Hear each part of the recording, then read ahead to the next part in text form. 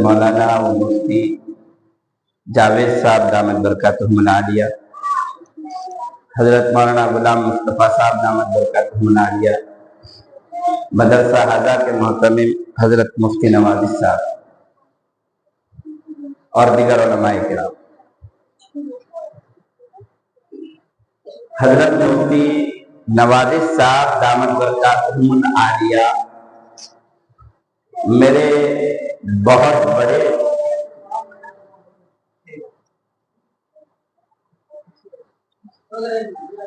محسنوں میں ہیں۔ مجھے پڑھنا تھا مدرسے،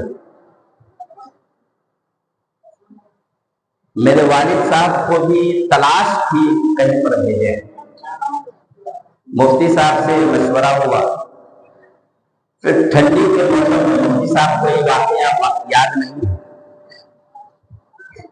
ٹھنڈی کے موسم میں مفتی صاحب صبح صبح میرے گھر پر تشریف لائے اور مجھے اپنی سائیکل میں آگے بٹھایا اور مفتی صاحب بڑی محبت اور احترام کے ساتھ مجھے لے کر حضرت مولانا غیاث صاحب دامت برکاتہم العالیہ کے گھر پر گئے اور پھر حضرت سے گفتگو کیا اور حضرت کے حوالے کیا، اور پھر حضرت مولانا غیاث صاحب دامت برکاتہم العالیہ کے ساتھ ہم لوگ گجرات گئے اور پھر گجرات میں ہماری تعلیم ہوئی، حفظ بھی میرا وہیں سے مکمل ہوا۔ مفتی صاحب کے ہمارے علاقے میں بڑے احسانات ہیں۔ علاقے کے لوگوں سے گزارش ہے کہ تمام مدرسوں کی طرف ہم دیکھتے ہیں، اس مدرسے کی طرف خصوصی طور پر توجہ دینے کی ضرورت ہے۔ حضرت مولانا خالد سیف اللہ رحمانی صاحب کا ابھی ایک مضمون آیا تھا حضرت، اس مضمون میں حضرت نے یہ لکھا ہے کہ پچھلے سالوں میں مدارس میں پڑھنے والے طلبہ کی تعداد 1.5% کے آس پاس ہوا کرتی تھی، اب یہ 0.88% ہے، یعنی سے بھی کم۔ حضرت مولانا قاسم نانوتوی رحمت اللہ 1851 میں انگریزوں سے جب جنگ اور اس جنگ میں آپ کو شکست ہوئی اور آپ کو اس بات کا یقین ہو گیا کہ اب اس ملک میں مسلمانوں کے ایمان کی، ان کے اسلام کی، ان کی تہذیب اور شناخت کی، ان کی تمام چیزوں کی اگر حفاظت کرنی ہے تو کوئی پلان کرنا ہو۔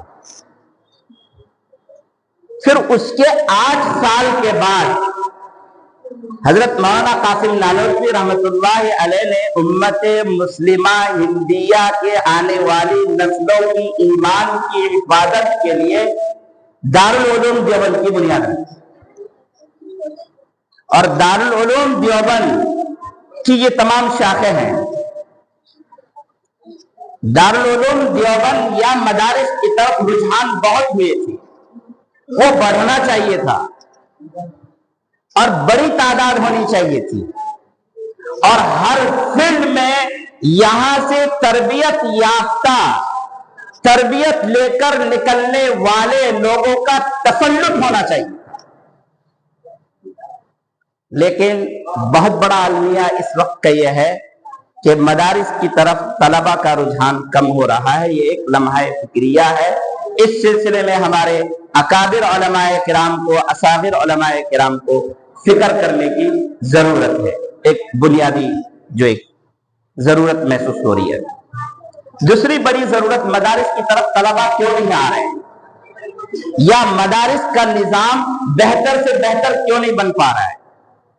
جس طریقے سے پورے ورلڈ کے معاشی نظام پر ورلڈ کے تقریباً 400 لوگوں کا قبضہ ہے، ٹھیک اسی طریقے سے زکوٰۃ کے نظام پر بھی شاید کہ ہمارے کچھ لوگوں کا قبضہ ہو گیا۔ زکوٰۃ کے اس نظام کو تھوڑا سا عام کرنے کی ضرورت ہے۔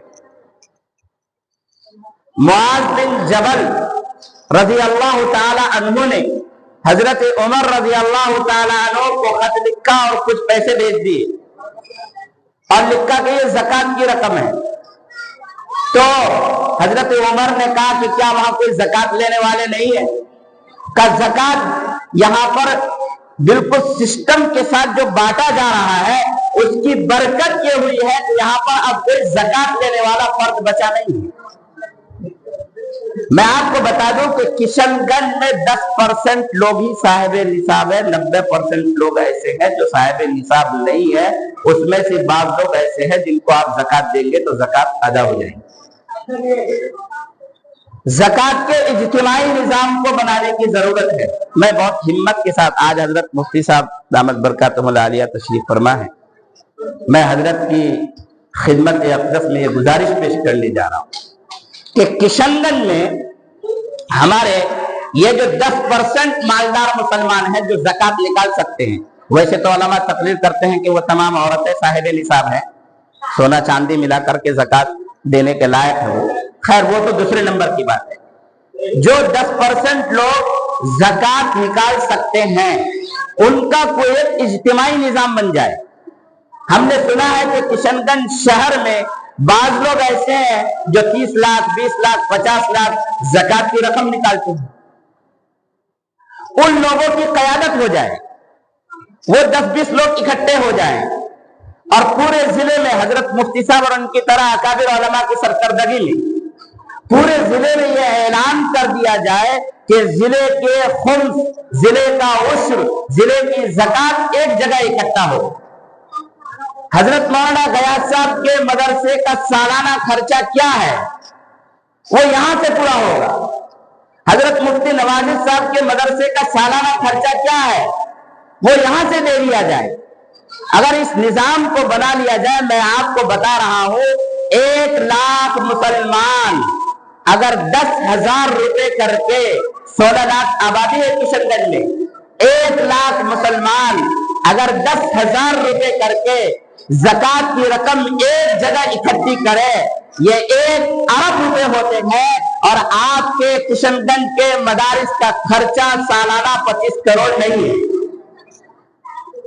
75 करोड़ रुपए आपके और बच जाएंगे, जिससे आप दिगर और रिफाही फलाही तंजीमी काम कर सकते हैं। आप कैदियों को छुड़ा सकते हैं। आप वो बच्चे जो इंटर कर रहे हैं और तालीम जारी नहीं रख पा रहे हैं, उनको IAS, IPS, डॉक्टर, इंजीनियर, जज बनाने की तैयारी करवा सकते हैं। अगर वो गरीब है तो बहुत सारे काम हो सकते हैं।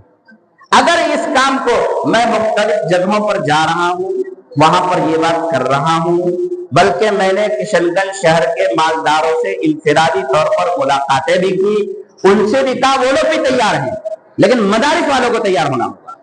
अगर इस काम को कर लेंगे तो इंशाअल्लाह हमारा किशनगंज क़यादत कर रहा है, मैं आपको बता रहा हूं, पूरे मुल्क की क़यादत कर रहा है। यहां से एक और अनोखा काम शुरू होगा तो और जिलों में भी एक बेहतरीन पैगाम जाए। और 10,000 लोग शुरू में अगर खड़े हो गए और हजरत मुफ्ती साहब जैसे लोग अगर खड़े हो गए तो 10,000 लोग आ जाएंगे। ये 10,000 लोग अगर खड़े हो गए तो बाद में 20,000 और 30,000 और 40,000 होने में कोई देर नहीं लगेगी। मैं नाचीज इस तहरीक को आप बड़े हजरात के साथ मिलकर के हर एतबार से चलाने के लिए हर वक्त तैयार हो। इस तहरीक को अगर हम जिंदा कर देते हैं तो मदारिस की जो ये खस्ता हाली दिखे, इसकी तादाद बच्चों का नहीं हो रहा है, तो ये डिजिटल है। मुख्तलिफ मदारिस में, मुख्तलिफ स्कूलों में जो बेहतरीन इंतजाम किए जा रहे वो हम दे नहीं पा रहे हैं, लिहाजा उसको अगर दिया जाएगा और फिर तालीम के बाद मौलाना आफ्ताब साहब जो फरमा रहे हैं कि फिर उनका ख्याल रखा जाएगा। अच्छा, अजीब बात यह है कि दारुल देवबंद से, दारुल नज़्वतुल उलमा से, मज़ाहिब से फारिग होने के बाद सलाहियतमंद फज़ला ज़ाय हो जाते हैं। उनकी ट्रेनिंग का कोई हमारे पास कोर्स नहीं है, हमारे पास कोई निज़ाम नहीं है, बस वो किसी उस्ताद से जुड़े हैं, उनकी तरबियत में है तो उन्होंने कहीं उनको भेज दिया। उन लोगों की भी किफालत और उनकी तरबियत और उनकी तदरीब का एक निजाम बन जाएगा और इसके लिए भी एक बेहतरीन रास्ता खुल जाएगा। मैं इन्हीं चंद बातों को पेश करके अपनी बात को खत्म करता हूँ। अल्लाह रब्बुल इज्जत मुझे और आपको कहने सुनने से ज्यादा अमल की तौफीक नसीब फरमाए।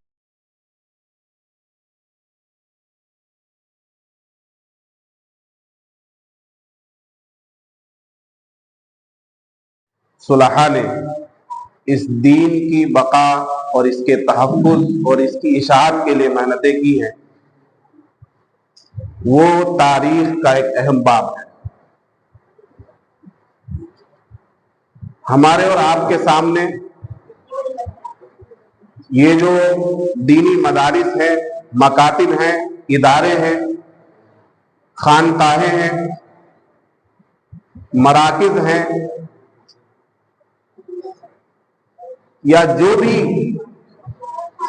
ایک نظام ہے جس میں دین کی بات بتائی جاتی ہے، دین کی تعلیم دی جاتی ہے اور دین کی نشر و اشاعت کا اس کو ذریعہ بنایا ہوا ہے، یہ اس وقت ساری امت مسلمہ کے لیے سب سے اہم ادارے یہی ہیں۔ کوئی اگر پوچھے کہ مسلمانوں کے لیے اس وقت سب سے قیمتی چیز کیا ہے، مسلمانوں کے لیے سب سے زیادہ اہمیت کی حامل کیا چیز ہے،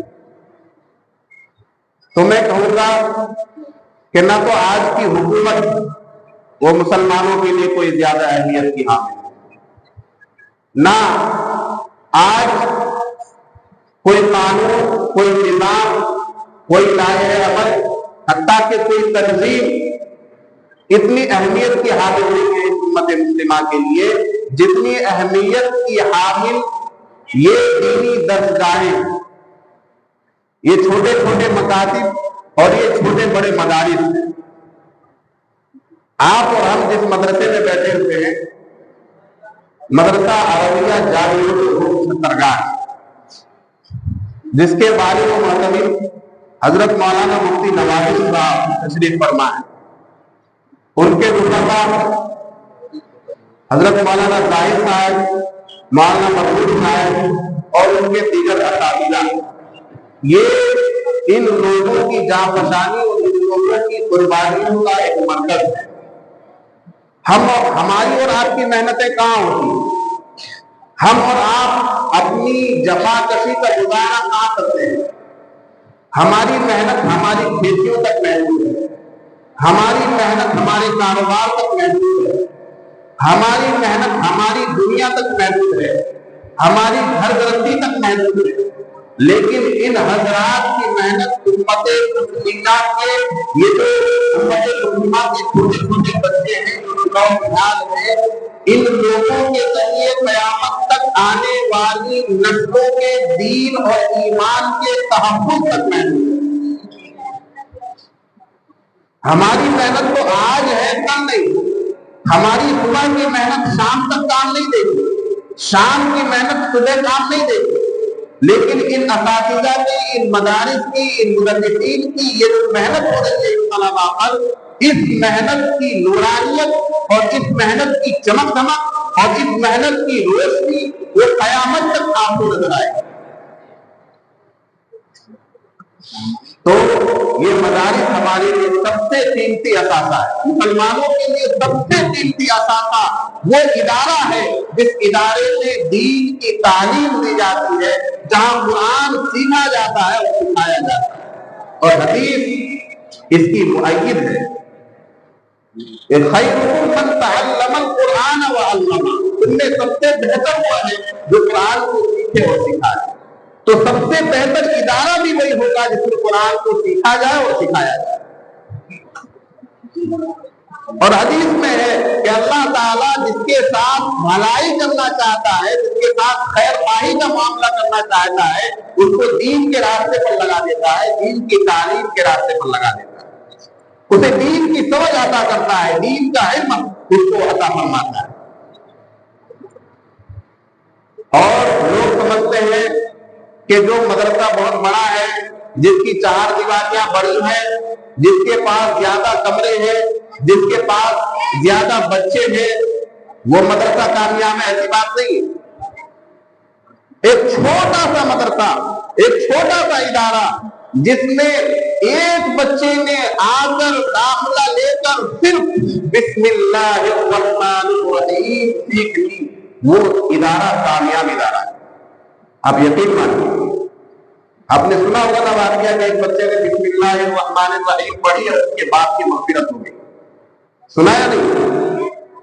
تو मदरसा ये हजम के एतबार से बड़ा नहीं होता, चार दीवारी से बड़ा नहीं होता, रखने के एतबार से बड़ा नहीं होता, बल्कि मदरसे का जो मकसद है, मदरसे की जो रूह है, वो उसके अंदर पाई जाती है या नहीं, उसको देख कर ये तय किया जाएगा कि मदरसा जामिया है। मदरसा जामिया उलूम हो या कोई भी मदरसा हो, अगर उसमें पढ़ने वाले तलबा हिफ्ज़ कर रहे हैं, कुरान पाक सीख रहे हैं, नूरानी कायदा पढ़ रहे हैं, कलमा नमाज सीख रहे हैं, तो वो कामयाब इदारा है, चाहे सीखने वालों की तादाद कितनी ही। असहाबे सुफ़ा की तादाद कभी एक नहीं रही, कभी 2, कभी 9, कभी 10, कभी 13, कभी 70, कभी 72, कभी 100 के करीब। लेकिन हमारे मदारिस इस्लामिया को इस पर गौर करना होगा। मैं आखिरी बात बता कर मैंने खड़े होकर इस माइक को सीधा एक्सप्लेन किया कि हमारे अहबाब पूरी तरह से कोई सवाल है, मैं चाहूंगा कि बैठने के बाद जो है बोल जाए, तो इंशाअल्लाह मैं अपने रूपा का कोई आवाज दूंगा। मैं सिर्फ आखिरी बात बता रहा हूँ कि मदारिस इस्लामिया के अंदर हमें क्वांटिटी पर ध्यान नहीं देना है कि तादाद क्या है, हमें क्वालिटी पर ध्यान देना। हर मदरसा ये तय कर ले कि हमने इस एक साल में किस बच्चे को हीरा बनाना है, इस एक साल में एक बच्चे को आप टारगेट कर लीजिए। जरूरी नहीं, अगर आप ये रिजल्ट दे सके कि नहीं कि हम एक साल में 10 बच्चे को कुछ बनाएंगे, ये तो बहुत अच्छी बात है। लेकिन अगर आप एक ही बच्चे को पूरे साल में तलाश कर उसको हीरा बना रहे हैं, एक बच्चा जो कुरान पढ़ना नहीं जानता था ईद के बाद, और शाबान आते आते उसने तजवीद के साथ कुरान पढ़ना सीख लिया, यही उस बच्चे के हीरा होने की दलील, यही आपने उसको तराशा है। तो आप क्वालिटी पर फोकस कीजिए कि हम अपने बच्चे को क्या क्वालिटी दे रहे हैं, और आप मिसाली तलबा तैयार कीजिए, तादादी तलबा नहीं, मिसाली तलबा तैयार कीजिए। एक ही बच्चा आपके यहाँ से नाज़रा कुरान पढ़े, वो जहां भी जाए उसको बुखारी शरीफ तक याद रहे कि मैंने नाज़रा मदरसा जामी उर्दू में खुला होता आपके पास पढ़ा था और बेहतरीन अंदाज में पढ़ा था। एक ही बच्चा आपके यहाँ से हिफ्ज़ करके जाए, पूरी जिंदगी तरावी जल्दी सुनाए उसको, उसके जहन में ये बात आए कि मैंने हिफ्ज़ खुला मदरसे में किया था, उसी की बरकत है कि मुझे आज इतना बेहतरीन कुरान याद है। एक बच्चे को आप मिसाली बनाइए।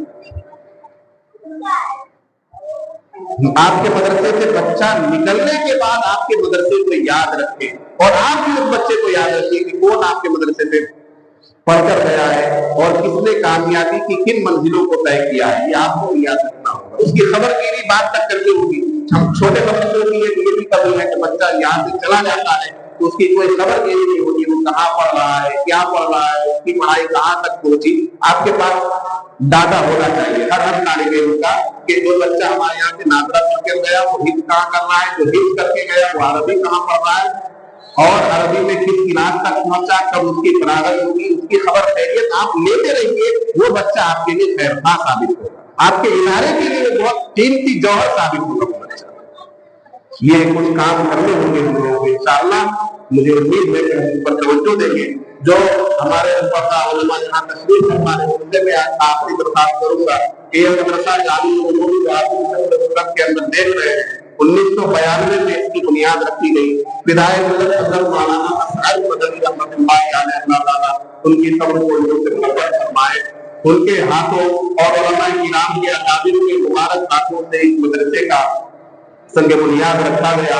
उस वक्त बुनियाद रखने के लिए संग नहीं हुआ करता था, तो संग बुनियाद क्या कहेंगे, बुनियाद रखी गई छप्पर की शक्ल में, और हमने खुद इस मदरसे के अंदर छप्पर के नीचे बैठकर पढ़ाई की है। जो इस मदरसे की तारीख तासीस है 1992 में हमारी तारीख पैदाइश है। 1997-98 में मुझे याद पड़ता है कि हाफिज अब्दुल माजिद साहब, मौलाना अब्दुल माजिद साहब, हाफिज वारिस साहब, ये अल्लाह यहाँ आते थे, सीनियर थे हमसे, उनके साथ मेरा भी यहाँ आना होता था, और हमने नूरानी कायदा अम्मा पारा कुछ अस्बाब इस मदरसे के अंदर पढ़ने का मौका मिला है। जो इलाकाई बच्चे होते हैं वो इलाके के ही मदरसे में पढ़ते हैं, ठीक है। कहीं निकलकर बाहर जाकर वो अल्लामा बन जाए, मुफ्ती बन जाए, बंदी बन जाए, कुछ भी बन जाए, लेकिन वो उसकी इब्तिदा आपके यहाँ से होगी। इसलिए मैं कहता हूँ कि आप अपने बच्चों की खबरगिरी कीजिए कि वो कहाँ जा रहा है, कहीं बर्बाद तो नहीं होगा। तो ये जो मदरसा अभी हमारी आंखों के सामने है, किसी तरह इसकी तामीर है, कमरे बन रहे हैं, गायें बन रही है, तालीम हो रही है, बच्चे रह रहे हैं, क़याम ताम के साथ यहाँ उनकी तालीम हो रही है, बहुत अच्छी बात है। और हमसे जो बन पड़ता है, हम कमेंट करने में और तनकीद करने में माहिर हैं। हमारा क्या कॉन्ट्रीब्यूशन हो सकता है उस मामले में, हम उसको नहीं देखते। एक आदमी रास्ते में बाइक लेकर चल रहा है, मैं एक मिसाल दे रहा हूँ कि बाइक लेकर चल रहा है, वो पैदल चल रहा है बाइक लेकर, तो हम कमेंट क्या करेंगे कि देखो तेल नहीं भरवा के रखता है, बाइक लेकर जो ऐसे पैदल चल रहा है। बल्कि हमारी क्या जिम्मेदारी होनी चाहिए थी कि हम जाकर बढ़े और पूछे कि भाई तेल खत्म हो गया, हम तुम्हारे लिए तेल का इंतजाम कर देते हैं, मंगवा देते हैं, तुम क्यों पैदल पैदल बाइक लो। ये एक दूसरा रवैया ये हो सकता था, लेकिन पहला रवैया हम अपनाते हैं कि तनकीद करते हैं, कमेंट करते हैं कि देखो तेल नहीं भराता है, बाइक पैदल लेकर चल रहा है। तो मदरसों पर भी हम जो है सिर्फ कमेंट करके, अरे भाई तुम क्या ताउन कर सकते हो, क्या साथ दे सकते हो, वो बताओ ना। मदरसे में प्लास्टर नहीं है तो प्लास्टर नहीं है तो भाई किसी के जरिए प्लास्टर करवा, किसी के जरिए प्लास्टर करवा। आप क्या साथ दे सकते हैं? आपने मुफ्ती साहब का साथ दिया और फिर आप कहें कि हाँ मुफ्ती साहब फुला मालदार से मैंने आपकी मुलाकात कराई थी, वो 1 लाख रुपए आपको देना चाहा है, तो आप उस 1 लाख के जरिए ये काम हो जाना चाहिए। पैसे का इंतजाम आपने करवाया नहीं और आप कह रहे हैं कि ये काम हो जाना चाहिए, तो कैसे होगा मुफ्ती साहब? नहीं होगा। तो इसलिए हम सब, मैं अपने लिए भी कह रहा हूं, हम सब मिलकर इस मदरसे के लिए जो है जो भी कुछ कर सकते हैं वो करने की कोशिश करें। मुफ्ती साहब ने मस्जिद को इंशाअल्लाह या फिर हिम्मत वगैरह करके मस्जिद की तरफ तवज्जो एक मतलब दिया है, इसके लिए जो भी हम गौर करके मशवरा करके जो भी एजेंडा पास करेंगे इंशाअल्लाह उस पर अमल दरामद होगा। मैं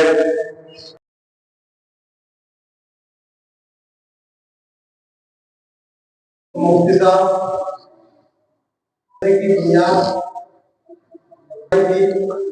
वक्त में बहुत, और मैंने मुफ्ती साहब को बहुत करीब से देखा कि चूल्हा चावल। अब मुफ्ती साहब हमारे पंचायत साहब उस वक्त बारिश हो रही हो या कुछ भी, चूल्हा जल रहा है तो चावल के लिए चावल मैंने ये हालात देखे मुफ्ती साहब को, कितनी मेहनत की। अल्हम्दुलिल्लाह आप खुद नजरों से साफ दीवानी है, मस्जिद कुछ हद तक सही है। एक मुफ्ती साहब है कि इंशाअल्लाह मस्जिद की वो शहीद करके दोबारा तामीर किया जाए। जो मैंने कहा मुफ्ती साहब आपके साथ हम इंशाअल्लाह बहाना करें, जिस तरह की आप हमसे मदद की कोशिश करेंगे, मदद के लिए कहेंगे इंशाअल्लाह हम अपनी पंचायत में आपसे इंशाअल्लाह आपको लेकर के हम उन्हें तौर पर चंदा करवाएंगे। और मुफ्ती साहब को मैंने हर वक्त यही कोशिश और फिक्र में देखा, हमेशा मदरसे के लिए तन मन धन से इलाके में घूमते रहे। क्यों? सिर्फ इसलिए कि इस मदरसे की तरक्की किस तरह हो। तरक्की का मतलब ये नहीं कि इमारत बनते हैं, तरक्की का मतलब ये है कि मदरसे में तालीम का कदम किस तरह आगे हो, बच्चे यहाँ से हाफिज़ कुरान किस तरह बने, ये भी फिक्र नहीं चलते हैं। मैं तो हमेशा दुआ को अल्लाह ताला मुफ्ती साहब को इस मदरसे को और तरक्की की तरफ ले जाने के लिए और हम भी कोशिश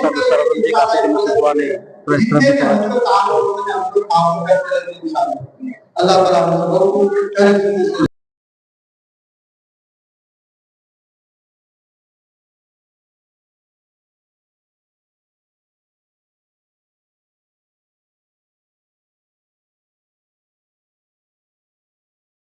बात तो आप तमाम हजरात से जो आए हुए मुसलमानों के ज़वाल या तरक्की बन होना या मुसलमानों पर जो जुल्म हो रहा है, इसकी असल वजह मुसलमानों का अपना ताल्लुक़ कुरान से छोड़ना है। आज से 104 साल कबल, 5 साल कबल शेखुल हिंद हज़रत मौलाना महमूद हसन देवबंदी रहमतुल्लाह अलैह जब माल्टा से रिहा होकर ہندوستان آئے اور دارالعلوم دیوبند میں ان کا استقبالیہ دیا گیا اور بڑے بڑے علماء اس وقت موجود تھے۔ تو آپ نے یہی فرمایا کہ میں نے یہ سارے 3 سال قید کی زندگی میں روزانہ مشورہ قیدیوں سے کرتے رہے، بڑے بڑے قیدی تھے، اور مسلمانوں کے زبان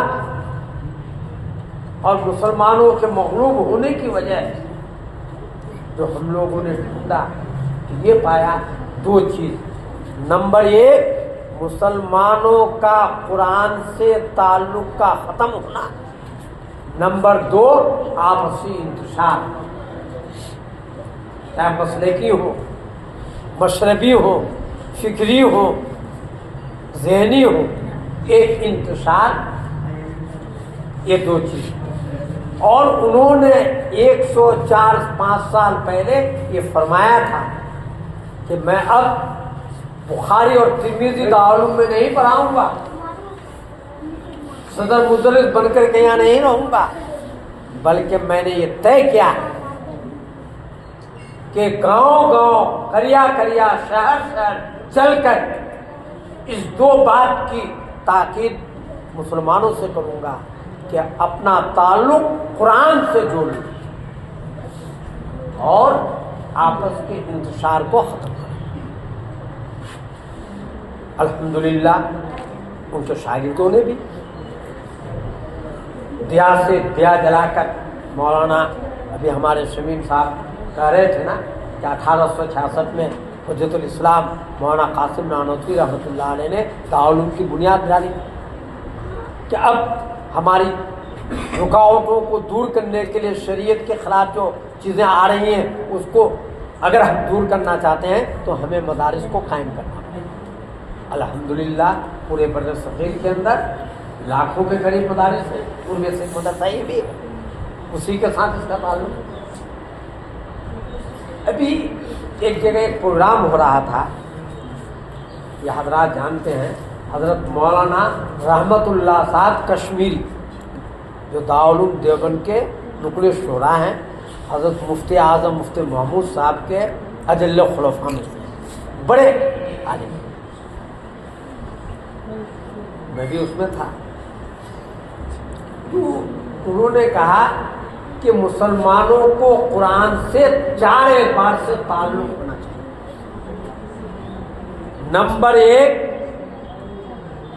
جس طریقے سے اللہ نے جبرائیل امین کے ذریعے محمد رسول اللہ صلی اللہ علیہ وسلم پر قرآن اتارا اور اس کے پڑھنے کا طریقہ بتایا، اسی انداز سے قرآن کو پڑھنا، یعنی صحت کے ساتھ۔ حضرت تھانوی رحمۃ اللہ علیہ فرماتے ہیں تصحیح قرآن فرض ہے، اور ہم لوگ اس کی طرف توجہ نہیں دیتے۔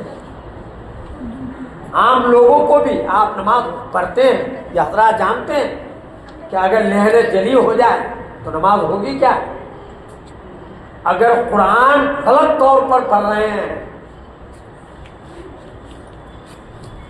شین اور سا، جیم اور زا کو الگ نہیں کر رہے ہیں تو نماز ہماری ہو نہیں سکتی۔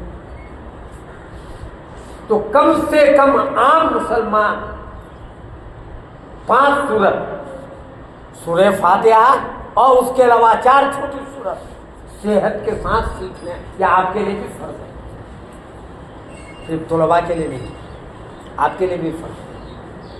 تو تصحیح قرآن، دوسرا تعلق تفہیم قرآن، قرآن کیا کہہ رہا ہے؟ یہ مسلمانوں کا ایک دستور العمل ہے نا قرآن، انسان کی ہدایت کے لیے اللہ نے قرآن کو نازل کیا ہے، صرف مسلمانوں کے لیے نہیں بلکہ انسان کے ہدایت کے لیے۔ تو اس قرآن کے اندر کیا ہے ہمیں معلوم ہے۔ اگر آپ نماز پڑھتے ہیں تو جیسے دعا رٹ کر کے دعا پڑھتے ہیں، اس کو دعا مانگتے نہیں۔